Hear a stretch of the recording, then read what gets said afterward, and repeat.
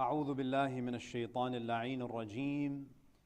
بسم الله الرحمن الرحيم. الحمد لله رب العالمين، والصلاة والسلام على خاتم الأنبياء والمرسلين سيدنا ونبينا محمد وعلى أهل بيته الطيبين الطاهرين.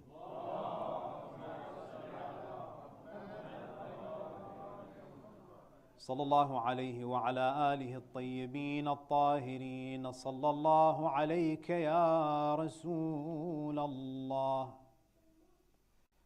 صلى الله عليك يا سيدي ويا مولاي يا أبا عبد الله. غريب يا مظلوم كربلاء، ما خاب من تمسك بكم وأمن من لجأ إليكم. يا ليتنا فيا ليتنا كنا معكم سيدي، فنفوز والله فوزا عظيما. قال تعالى في كتابه الكريم: بسم الله الرحمن الرحيم. ولوطا إذ قال لقومه أتأتون الفاحشة ما سبقكم بها من أحد من العالمين.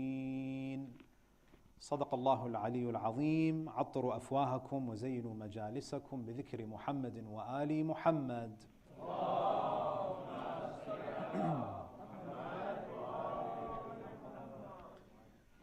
Respected elders, brothers and sisters, Assalamu alaikum wa rahmatullahi wa barakatuh.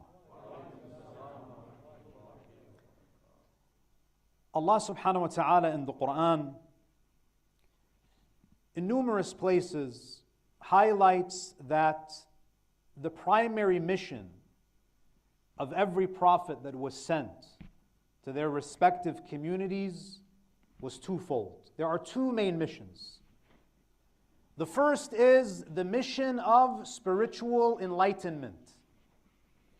And the second is social reformation. If you look at the Quranic descriptions of the messengers, you see that Allah subhanahu wa ta'ala describes them as, He says, رُسُلًا مُبَشِّرِينَ وَمُنذِرِينَ.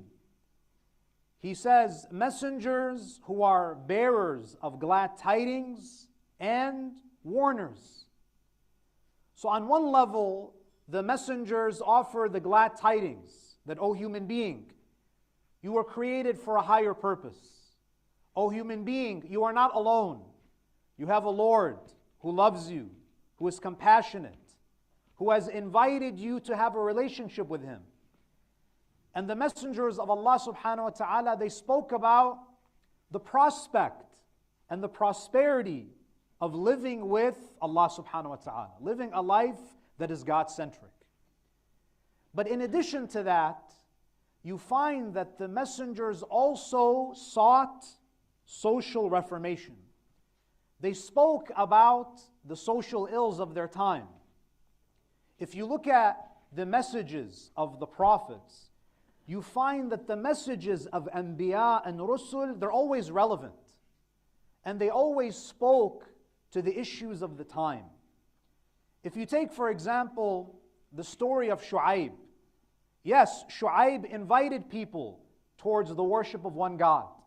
He spoke at length about monotheism. But Shu'aib also spoke out against the prevalent social ill of the time. He condemned the financial exploitation. He condemned the unethical business dealings that were occurring in his society. If you look at the life of Musa alayhi salam, Musa called people to Tawheed, but he also spoke about the issues of the time. He addressed one of the great social ills in ancient Egypt, which was the political oppression, the discrimination against the Israelites. If you look at the life of Isa alayhi salam, Isa alayhi salam also invited people towards Tawheed. But Isa alayhi salam also addressed one of the social and the spiritual ills of the time. He spoke out against the corrupt clerics who were obsessed with the letter of the law, but they were heedless of the spirit of the law. And hence you see Isa alayhi salam time and time again emphasizing on the moral values of the religion, speaking about love and mercy and humility and zuhud and so on and so forth. Now the Quran also tells us that Lut alayhi salam is one of the messengers. وَإِنَّ لُوطًا لَمِنَ الْمُرْسَلِينَ. Lut alayhi salam was a contemporary of Ibrahim. In fact, the traditions tell us that Ibrahim alayhi salam was actually the uncle of Lut. So Lut was the nephew of Ibrahim. The Quran tells us that Lut alayhi salam, he was also a bearer of glad tidings. He invited people towards Tawheed and what life could be if you live a life in accordance with the commandments of Allah. But Lut alayhi salam also spoke to one of the issues of the time. And he spoke out against the sexual immorality in his community. When you look at the Quran, you find that Allah subhanahu wa ta'ala makes mention of about 25 prophets by name. Out of 124,000 prophets, Allah subhanahu wa ta'ala makes it a point to mention about 25 of them. A very, very small percentage. Among the 25 or so that are mentioned in the Quran, you find that Allah subhanahu wa ta'ala mentions the mission of Prophet Lut in about 100 verses in the Quran. So this is an issue of significance. Out of 124,000 prophets, Allah chose about 25. Out of these 25, Allah subhanahu wa ta'ala dedicates a significant number of verses to the story of Lut.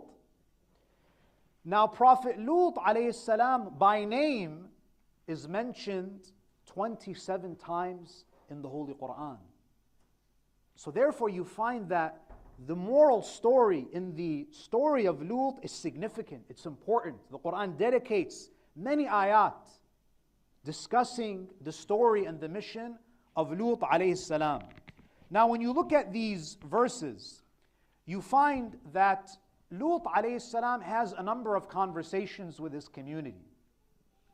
Among the conversations, and by the way, it's important for us to realize that these prophets were not meant to be individuals who are just left in their historical context, meaning that we just speak about them as figures of the past. Allah subhanahu wa ta'ala in Surah Al-An'am, ayah number 90, He says to the Prophet, أُولَٰئِكَ الَّذِينَ هَدَى اللَّهِ. Allah in Surah Al-An'am, He mentions a list of prophets. And then Allah tells us, those are the ones whom Allah has guided. Lut is not just this historical figure that has no bearing on my spiritual life. Allah says, these are people whom Allah has guided. And then what does Allah say? فَبِهُدَاهُ مُقْتَدِرٌ. So seek guidance from their example. So what do we find in the conversation that Lut alayhi salam has with his community?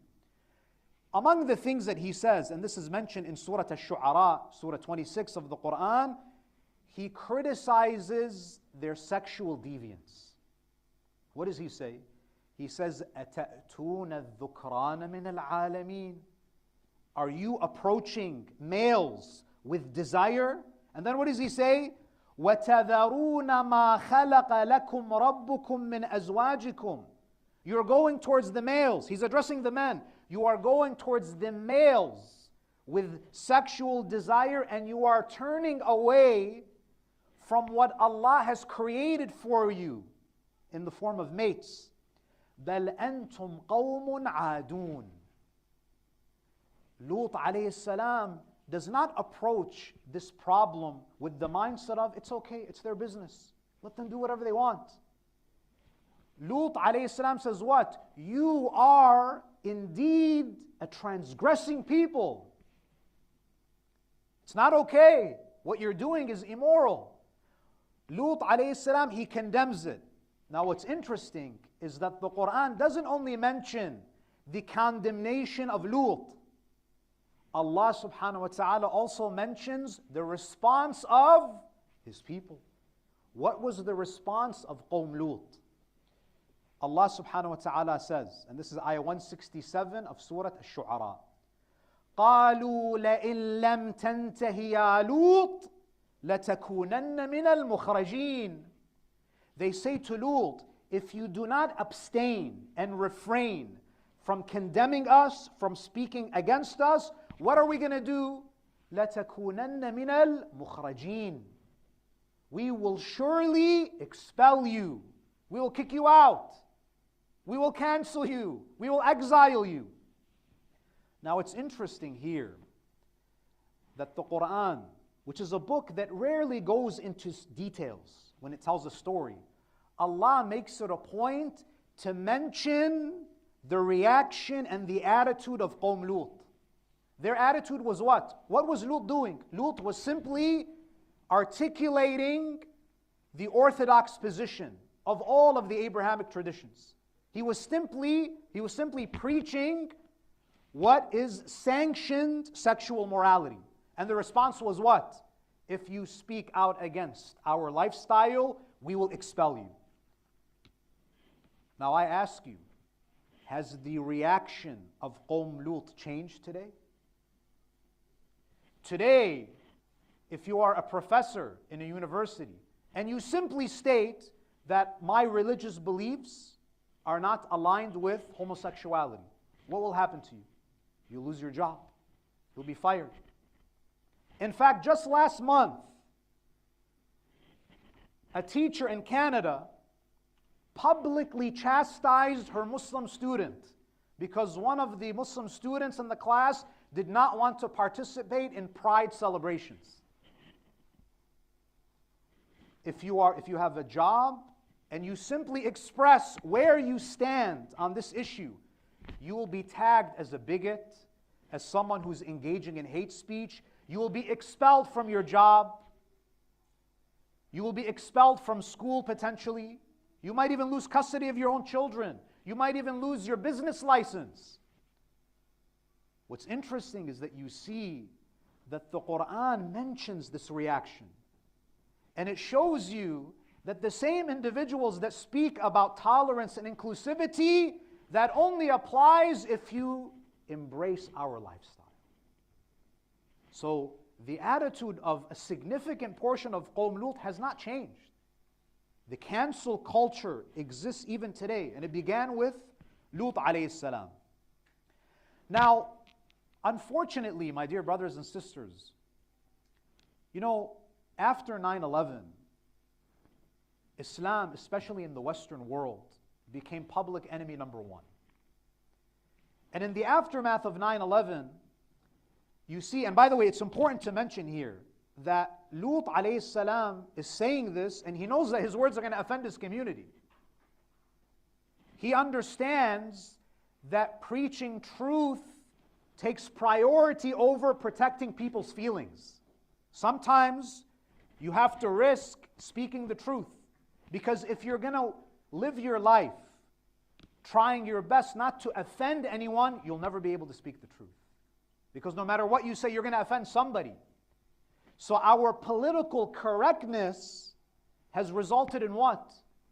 The loss of Islamic values. After 9/11, what happened? The Muslims found themselves, especially in America and in Europe, they found themselves being demonized by political establishments. For example, in the US, the Republicans weren't mincing their words about how Islam and Muslims are a threat. Every single Muslim in America, in Europe, was considered a potential terrorist. So what happened? Muslims decided to do what? They decided to, because they felt like they were political orphans. They needed a protector. So they decided to align with the left. They decided to align with the liberals, the progressives. So what happened? The left and the liberals, the progressives, whatever label you want to use, they decided to embrace the Muslims. But it was a conditional embracing. meaning that we will embrace you, we will work with you, but if you challenge our liberal values, we will cancel you. And therefore, in order to be a Muslim politician in the Liberal Party or in the Democratic Party, you essentially have to compromise certain Islamic values. And what happens is, as time progresses, you have Muslim politicians who are participating in pride parades. What happens is that in an attempt to secure political interests, you even have some Muslim scholars. Of course, they might have their own justifications, but I'm speaking about the natural consequences. What? When you have Muslim politicians and Muslim clerics aligning themselves with the political left, naturally what happens is that you have an entire generation of young Muslims who see scholars rubbing shoulders with individuals who are promoting these ideas. You have Muslim politicians who are like that, and then all of a sudden what happens? The shock value that should be there as a reaction to this deviant behavior is lost. Now, I'm not saying that Muslims should have aligned with the right. I'm simply stating that that political alliance came at a cost. This lecture, the reality is, a lecture like this should have been given 20 years ago. Should have been given 15 years ago, because now homosexuality is something that is accepted. In fact, if you look at the United States, in 2007, homosexuality was accepted by 27% of American Muslims. In 2007. In 2017, it went up to 52%. In 2007, so in a span of 10 years, 25% of American Muslims don't have any issue with homosexuality. It's not an issue anymore. Now, going back to the verses, there's something very important here. And that is the statement of Lut alayhi salam in ayah number 168 of Surah Al-Shu'ara. What does he say? قَالَ إِنِّي. So even though they threaten him with exile, they threaten to expel him, but this issue is so important that if you turn a blind eye to this issue, the traditional family unit becomes under threat. And if you don't have healthy families, and healthy families are there to govern the sexual desire that Allah has placed in us, if that is threatened, then you don't have a society. If you don't have healthy families, if you don't have individuals who understand how to regulate their sexual desires, you're not going to have healthy families. And if you don't have healthy families, you don't have a society. You cannot build civilizations. So despite the threat of expulsion, Lut alayhi salam, what does he say? And look at the precision of his words. قَالَ إِنِّي لِعَمَلِكُم مِّنَ الْقَالِينَ. Lut alayhi salam, he says, and I am towards your action among those who detest it. Notice here, my dear brothers and sisters, that Lut alayhi salam, he refers to what we call today homosexuality, he refers to it as an act, not as an identity. And that's very significant. There is no word in the Arabic language, especially in classical Arabic, that is equivalent to the word homosexuality. In fact, even heterosexuality as a term did not exist. Many of you may not know that the term homosexuality or homosexual is a recent term. It was coined in the late 19th century by a Hungarian journalist by the name of Karl Maria. His name is Karl Maria Kurtbeny. Karl Maria Kurtbeny coined the term homosexual. And originally, by the way, it was a medical term referring to those who have sexual attractions towards the same gender. Now, why is this important? Why is this important? Why do we see, about 150 years ago or so, you see a shift from action to identity? The reason is, my dear brothers and sisters, is the idea of people identifying themselves through their sexual desires allows them to gain legal sanction for their behavior. Because there could be a law against a specific act, but how can you have a law against an identity? So this transition is very important. Now, when you look at the Quran, from a Quranic perspective, Muslims should even have an issue with the term homosexuality and heterosexuality. Why? Because these terms are philosophical assumptions. And the philosophical assumption is what? That a person's desires are important identity markers. The Quran never teaches us that we are our desires. The Quran does not teach us that we should equate who we are as people with our sexual inclinations. In fact, the Quran has a very powerful ayah where Allah subhanahu wa ta'ala, He says, أَفَرَأَيْتَ مَنِ اتَّخَذَ إِلَهَهُ هَوَىٰ. Have you seen the one who has taken his desire as a god? And one of the ways that we take desires as gods is that we make our desires our essence. We make our very desires our complete identity, who we are as people. So you see that sexuality used to be what a person does, not who a person is. So therefore, Lut alayhi salam, he emphasizes that this is an act. Now, if you look at the usage of the term homosexuality, in its contemporary usage, homosexuality conflates three things. It conflates desire. So even if someone, for example, has a same-sex attraction and they don't act upon it, such a person, by definition, would still be considered homosexual. If someone acts on the desire, they would be considered homosexual. Now, from an Islamic perspective, so what you see today is the term homosexual refers to what? It conflates desire, behavior, and more so than that. It has now become a personal and a social identity. In Islam, we don't have any notion of sexuality as being an identity marker. In fact, liwat refers to specific sexual acts. It's never considered an identity. And the problem, my dear brothers and sisters, is that when you start to think of sexual orientation as an identity, the implication is what? You can't change it. You see? If you argue that sexual orientation is an identity, then this is who you are. Whereas Lut alayhi salam is saying what? This is an action. You have free will. You have determination. You have willpower to resist this action. Therefore, it's very important for us as Muslims to even challenge the language. As a Muslim, we should say that, listen, we don't believe in desires being identity markers. There's only one identity marker that Allah gives us in the Quran that He has endorsed.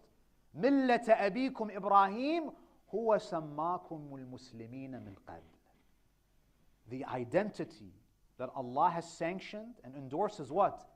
The identity of Muslim. That you are to be one who submits to Allah, not submits to your desire. In fact, this is even worse than submitting to your desire. This is making the desire the identity. Now, my dear brothers and sisters, how did we get here? How did we see this radical shift from action to identity?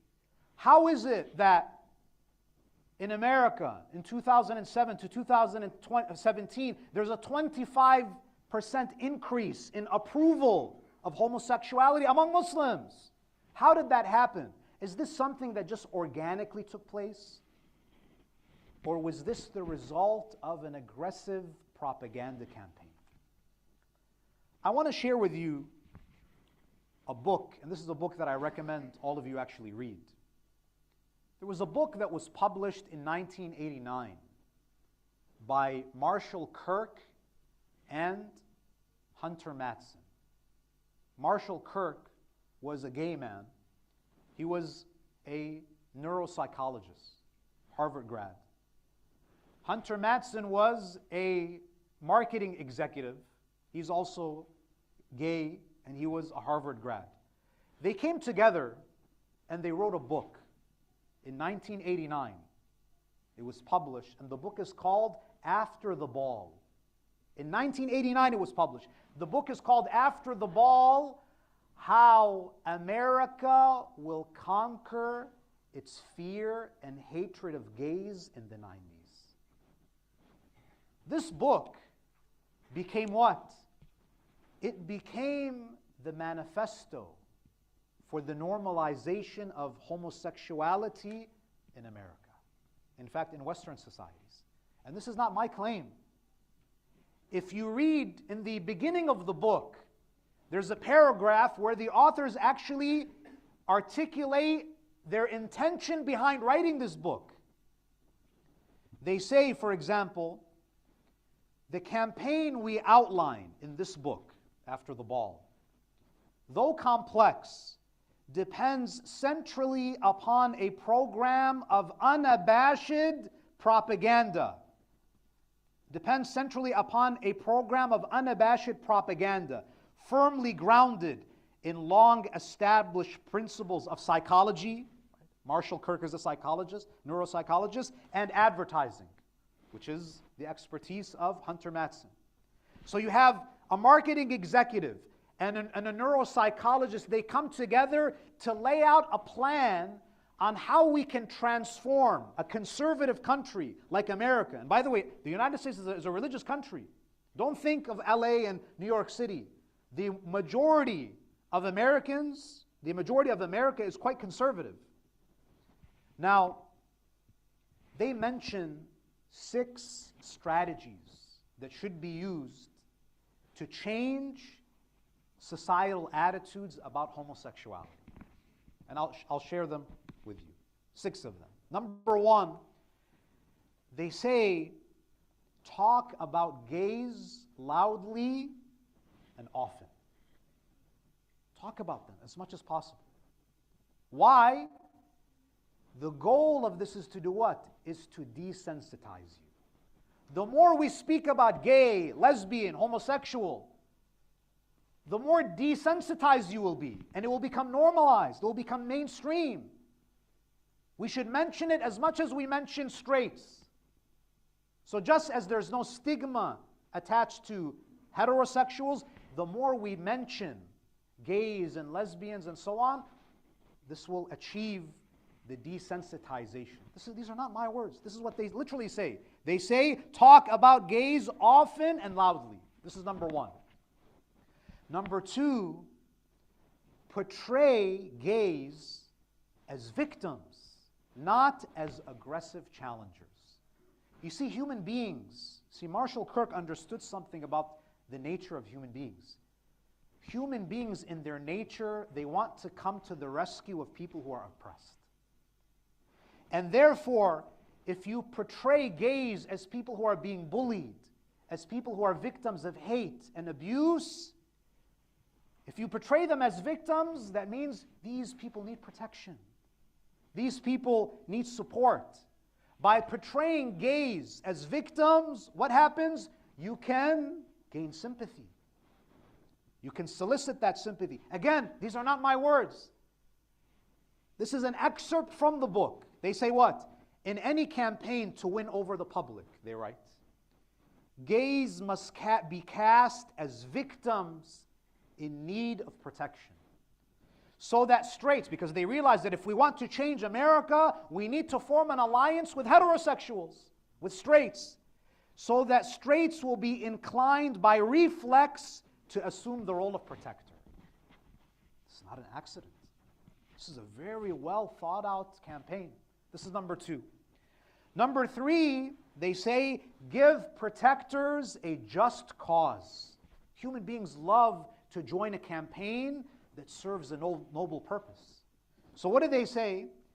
They say our campaign should not demand direct support for homosexual practices. They say that you're not going to be able to gain support and build allyships with heterosexuals if you make the theme of your campaign, we want to engage in homosexual behavior. No one's going to support you. But if you make the theme something noble, what do they say? Our campaign should not demand direct support for homosexual practices, but rather take anti-discrimination as its theme. No, you're not supporting homosexual behavior. You're supporting anti-discrimination. You're supporting equality. So we have to give this a noble cause, something that people can sign up for. Because if this is about sodomy, no one's going to sign up for that. They say that this has to be about anti-discrimination. Number 4, make gays look good. These are their words. Make gays look good. If there's any person who is great, an athlete who identifies as a homosexual, put them up on a pedestal. Celebrate them. In fact, I'm sure you guys have noticed that if there's any prominent figure in human history, there's always going to be an allegation of, oh, maybe he was homosexual. I saw a documentary about Abraham Lincoln a few years ago. In the documentary, apparently Abraham Lincoln, he had a boyfriend. Aristotle, the great thinker, oh, he was also gay. Plato was gay. This guy, all of the greats, there is discussion about their sexual orientation. Why? Because the goal is to do what? Paint and portray gays as superior pillars of society. This is what they wanted to achieve. Number 5, make the victimizers look bad.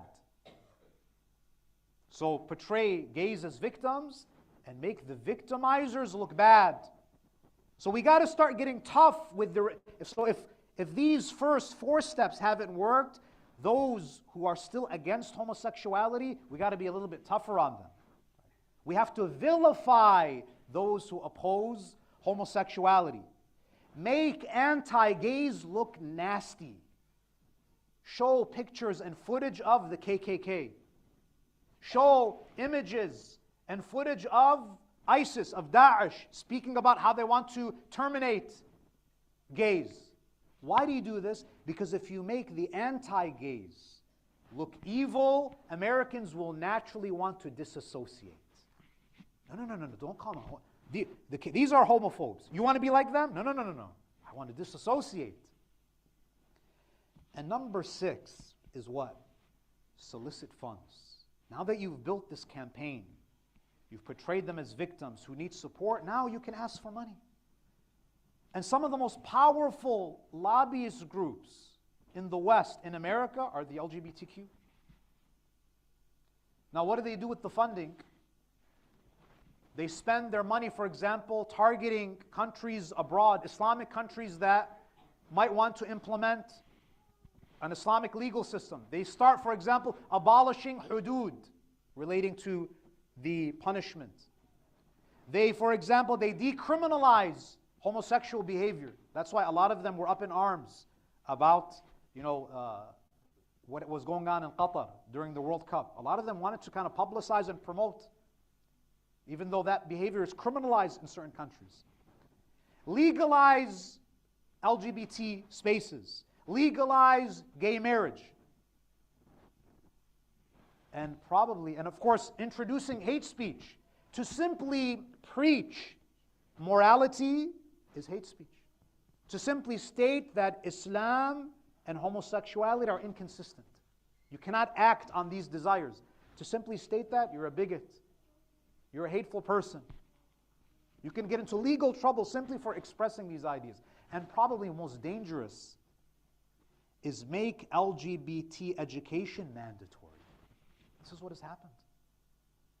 LGBTQ lobbyist groups, they pressure and they fund certain politicians so they can introduce legislation to make LGBTQ and gender ideology a part of the curriculum that's taught to your kids. This is what's happened. And it's even had, as I mentioned, it's had a damaging effect on the Muslim community. As I mentioned, about half of American Muslims don't oppose homosexuality. It's acceptable to them. In fact, some have gone even further than that. In recent years, you have some reformist Muslims who are now arguing that the Quran doesn't condemn homosexuality. You misunderstood the story of Lut. So what's the meaning? In fact, there was an author, Scott Kugel, he wrote Homosexuality in Islam. And in his book, he basically argues that the sin, the crime of Qawm Lut was not same-sex relations. It was rape. And therefore Allah subhanahu wa ta'ala in the Quran is condemning rape. If it's consensual relations between two men, that's absolutely fine. There's nothing wrong with that. Now when you go to the ayah, anyone who even has a basic understanding of the Arabic language, it's very obvious what is being condemned here. If you look at the Quran, Allah subhanahu wa ta'ala in ayah 81 of Surah Al-A'raf, what does He say? إِنَّكُمْ لَتَأْتُونَ الرِّجَالَ شَهْوَةً مِن دُونِ النِّسَاءِ. Lut is criticizing them. He says, you are going towards men with desire instead of women. If the crime was rape, why would Lut say instead of women? So, do you want me to believe that Lut alayhi salam is saying, do not rape men, rape women? Is this what Lut is saying? Min dunin nisa, Lut is condemning their sexual behavior with men. Are you having relations with men instead of women? Meaning instead, women, to have it with women is natural, is in accordance with the fitrah. Now, this is argument number one. If you look at the ayah, it's very clear that what is being condemned is sexual desire and acting on sexual desires with the same gender. The second argument is that if the sin of Qawm Lut is simply rape, why is it that Lut alayhi salam offers his daughters? What does Allah subhanahu wa ta'ala say? He says, قَالَ يَا قَوْمِ, this is Surah Hud, ayah 78. قَالَ يَا قَوْمِ هَؤُلَاءِ بَنَاتِي. Because when the angels came to announce the descent of adhab upon them, his people came, they saw, handsome young men who were actually malaika, they didn't know. And Lut alayhi salam, he says what? He says, these are my daughters. They are pure for you. If these people were committing rape, does it make sense for Lut alayhi salam to say, here are my daughters? It's very obvious that the sin is acting on these same-sex attractions. Now, this is number two. Number three is, and this is very important, and I want everyone to pay attention. Allah subhanahu wa ta'ala destroys Sodom and Gomorrah, the people of Lut. Qawm Lut is completely destroyed. Among them is the wife of Lut. My question is, what was the crime of Lut's wife? She was not a homosexual. She did not commit any act that was sexually immoral. She was punished for what? For promoting fahisha. For being an ally of this community. She was punished. Allah punished her. Yes, Allah punished her. We don't need to mince our words. So look at the severity of the sin. Whereas those who engage it are punished, and those who advocate and promote it are included in the punishment. The wife of Lut was not raping anybody. She was not engaging in homosexual activity. But she was included in the punishment because she was a promoter. She was an advocate of this lifestyle. Now, my dear brothers and sisters, there are people in our community, because we have to be realistic, there are people in our community who suffer and who struggle with same-sex attractions. It exists. But as I said, from an Islamic perspective, you are not a homosexual just because you have a desire. We have to be very clear here. Do not let anyone convince you that this is a part of your identity and it cannot be changed or controlled. Those who struggle with same-sex attractions, I have a very humble message to you. And by the way, we should never assume arrogantly that we know what it feels like to live with these desires. We have to have the humility to just concede to the fact that we will never understand what it's like to struggle with these desires. For those who struggle with same-sex attractions, number one is, you are still a Muslim. Do not allow anyone to convince you that you're an apostate, you're not a Muslim. Especially if these desires are involuntary. In fact, if they're involuntary and you truly don't have any control over them, it's not a desire to have that sin, assuming that it's out of your control. The sin is what? To act on that desire. So if someone has that same-sex attraction, you are still fully Muslim. No, you're not, you did not apostate. In fact, even if someone, God forbid, engages in same-sex relations, you're still a Muslim. You committed a sin. You committed a major sin. But you have not left Islam. So even if you have committed this act, do not leave your salah. Still fast in the month of Ramadan. Hold on to the rest of your deen. Do not let go of everything. Because the reality is, all human beings struggle with desires that they cannot act upon. You know, usually when we speak about controlling desires, we often think about, okay, homosexuals have to control this urge. Heterosexuals also have to control their sexual desires. Now, some may say that, but a homosexual has no prospect of fulfilling that desire. But I tell you, my dear brothers, there are a lot of heterosexuals that are never going to get married. And they also don't have a halal outlet for their desires. I've met many Muslims who have certain disabilities. They're heterosexual.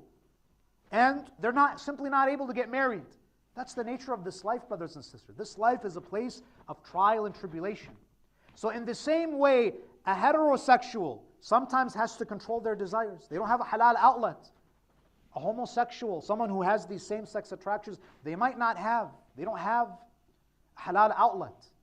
And in fact, my dear brothers and sisters, it's important to note here that if someone struggles with same-sex attractions, if they are able to curb those desires and not act upon it, not only are you not punished, but in fact, Allah will elevate you for your self-control.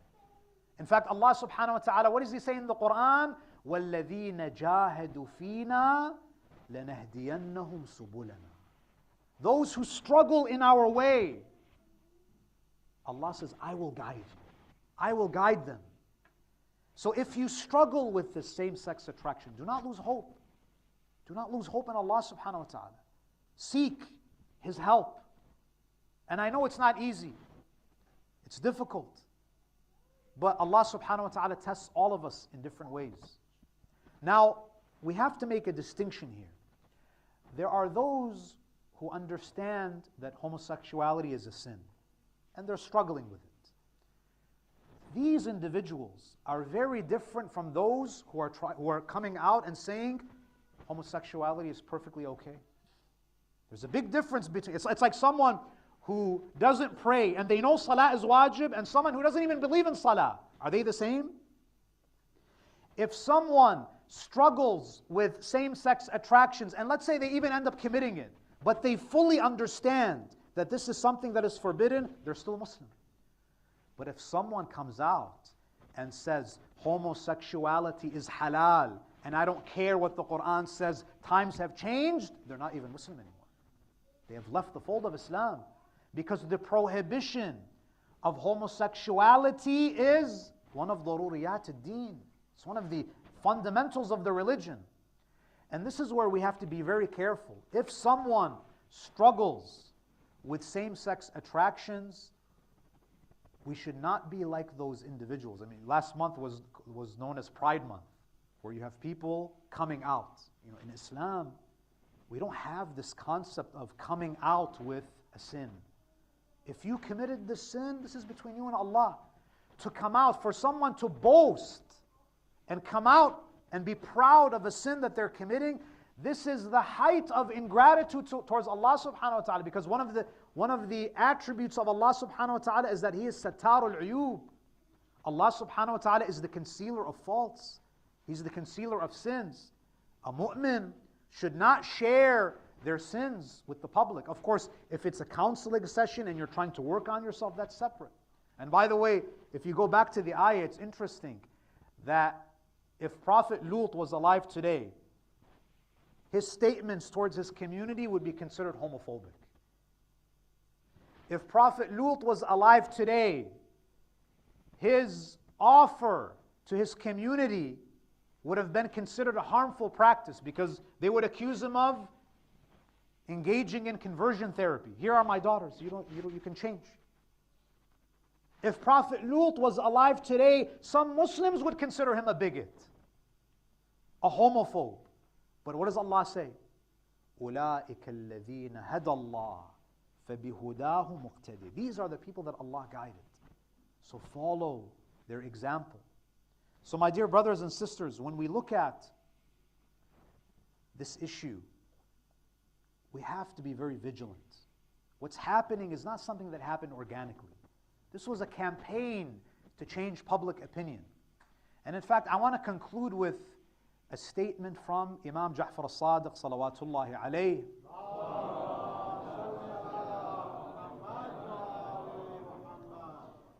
There's a narration in Rawdatul Kafi. It's a very lengthy narration where Imam al-Sadiq speaks about the end of times. Imam al-Sadiq speaks about the end of times, Akhir al-Zaman. And he goes into details about the prevalence of certain sins. And among the sins that he mentions is homosexuality will be widespread. And then after listing the prevalence of this fahisha in Akhir al-Zaman, what does Imam al-Sadiq say? فَكُنْ عَلَى حَذَرٍ.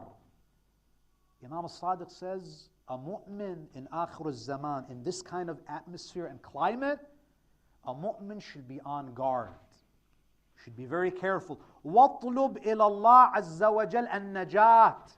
You should pray to Allah for salvation. You should pray to Allah for guidance because of the complete degeneracy that exists in the world today. And then what does he say? وَاعْلَمْ أَنَّ النَّاسَ فِي سَخَطِ اللَّهِ عَزَّ وَجَلْ. And know that the people are under the wrath of Allah subhanahu wa ta'ala. Don't be deceived by the pride parades and everybody's merry and they're singing as if nothing's happening. Imam al-Sadiq says, وَإِنَّمَا يُلْهِمْهُمْ لِأَمْرٍ يُرَادُ بِهِمْ. Allah is giving them time. He's giving them respite for an affair that is known to Him. There's a wisdom behind it. And then the Imam says what? فَكُنْ مُتَرَقِّبًا. Be very vigilant. Do not let your guard down. Be very vigilant in protecting your deen. وَاجْتَهِدْ. You need to work hard. You need to exert yourself. لِيَرَاكَ اللَّهُ عَزَّ وَجَلْ فِي خِلَافِ مَا هُمْ عَلَيْهِ. You need to work hard to demonstrate to Allah that you're not like them. That you're not like them. That they're on one side of the spectrum and you are on the other side of the spectrum. Why? فَإِن نَزَلَ بِهِمُ الْعَذَابِ. Because if Allah decides to punish them, وَكُنْتَ فِيهِمْ, and you're among them, Allah will take you towards His rahmah. وَإِن أُخِرَتْ. And if the punishment is delayed, then Allah will not include you among them. And then the Imam says what? وَاعْلَمْ أَنَّ اللَّهَ لَا يُضِيعُ أَجْرَ الْمُحْسِنِينَ. And know that Allah does not waste, He does not miss, He does not forget the efforts of the good doers. The Imam says you have to separate yourself from people who engage in this deviant behavior, because you don't want Allah subhanahu wa ta'ala to see you as one of them. There needs to be a line in the sand, that this is where we draw the line, that we're different. And this is what the Quran says when Allah subhanahu wa ta'ala describes Ibadur Rahman. He says, تِلْكَ الدَّارُ الْآخِرَةُ نَجْعَلُهَا لِلَّذِينَ لَا يُرِيدُونَ عُلُوًّا فِي الْأَرْضِ وَلَا فَسَادًا. The servants of Allah subhanahu wa ta'ala, they're not just the ones who don't commit corruption. They do not want corruption to be committed. The problem is, if in your heart you do not renounce homosexuality, there's a problem with your iman. You're committing a sin just by not renouncing it with your heart. This is munkar.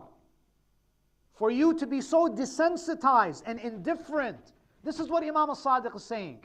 When fasad spreads, you are not allowed to be indifferent. Now, if you can't speak, at least at the level of your heart, this should bother you. You should be distressed. You should be very uncomfortable with what is happening. You shouldn't celebrate this as progress. This is not progress. This is degeneracy. This is regression. And this is exactly what Imam al-Hussein alayhi salam said. Imam al-Hussein alayhi salam, one of his statements, one of the most powerful statements, when he reaches Karbala, when he's blocked by Hur ibn Yazid al-Riyahi from entering Kufa, Imam al-Hussein alayhi salam, he pauses for a moment. He says, أَلَا تَرَوْنَ إِلَى الْحَقِّ. In fact, before he says that, he says what? وَإِنَّ الدُّنْيَا قَدْ تَغَيَّرَتْ. Imam al-Hussein alayhi salam, he says, indeed, the world has changed. إِنَّ الدُّنْيَا قَدْ تَغَيَّرَتْ وَتَنَكَّرَتْ. And the world has become evil. The world has become corrupt. وَأَدْبَرَ مَعْرُوفُهَا. And goodness has left this world. And then what does the Imam alayhi salam say? أَلَا تَرَوْنَ إِلَى الْحَقِّ لَا يُعْمَلُ بِهِ. This was 14 centuries ago, at the time of Imam al-Hussein. He says, do you not see truth? Truth is not acted upon. No one acts upon haqq. And then he says what? وَإِلَى الْبَاطِلِ لَا يُتَنَاهَى عَنْ. Imam al-Hussein, he says, I'm living at a time where truth is not upheld and evil is not prohibited.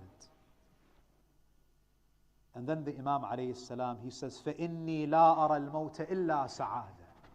For Imam al-Hussein alayhi salam to live in a degenerate society, Imam al-Hussein says, death to me is a source of happiness. I don't see death except prosperity for me. وَالْحَيَاةَ مَعَ الظَّالِمِينَ إِلَّا بَرَمًا. And to live with the unjust and with the corrupt is nothing but misery. This was Imam al-Hussein alayhi salam. This is what makes Imam al-Hussein alayhi salam unique. In the ummah of Rasulullah sallallahu alayhi wa alihi, he was the only one who was willing to stand up against the unprecedented fasad of his time. He was the only one who was willing to speak up, because the so-called Khalifa was violating all of the laws of Islam. And the people were now associating his behavior with Islam.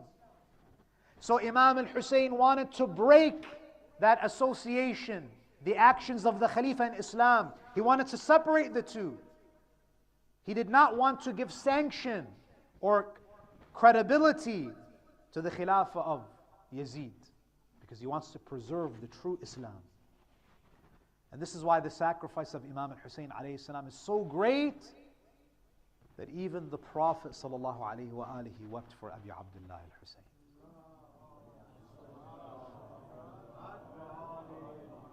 There's a narration that al-Fadl, the wife of Al-Abbas ibn Abdul Muttalib, one day she came to the Prophet. She said, Ya Rasulullah, رَأَيْتُ حُلُمًا مُنْكَرًا اللَّيْلَ. Ya Rasulullah, I saw a bad dream. I saw a nightmare. Rasulullah sallallahu alayhi wa alihi asked her, what did you see? She says, Ya Rasulullah, إِنَّهُ شَدِيد. Ya Rasulullah, it's a very terrible dream. I'm afraid to share it with you. He says, what is it? What did you see? She says to him, Ya Rasulullah, رأيت كأن قطعة من جسدك قطعت ووضعت في حجري. Ya Rasulullah, in the dream I saw a piece of your flesh being cut from your body and that lump of flesh from your body was placed into my lap. Rasulullah, he says, رَأَيْتِ خَيْرًا. You saw a good dream. تَلِدُ فَاطِمَةُ غُلَامًا فَيَكُونُ فِي حِجْرِكِ. He says, I give you the glad tidings. Fatima will one day give birth to a child, a young boy, and that young boy will be in your lap. al-Fadl, she says that indeed the words of the Prophet came true. Fatimiya Zahra, she gave birth to Imam al-Hussein. And when he was a young baby, I used to hold him in my lap. She says, one day I went to the Prophet and I took the young Hussein and I placed him in the lap of Rasulullah.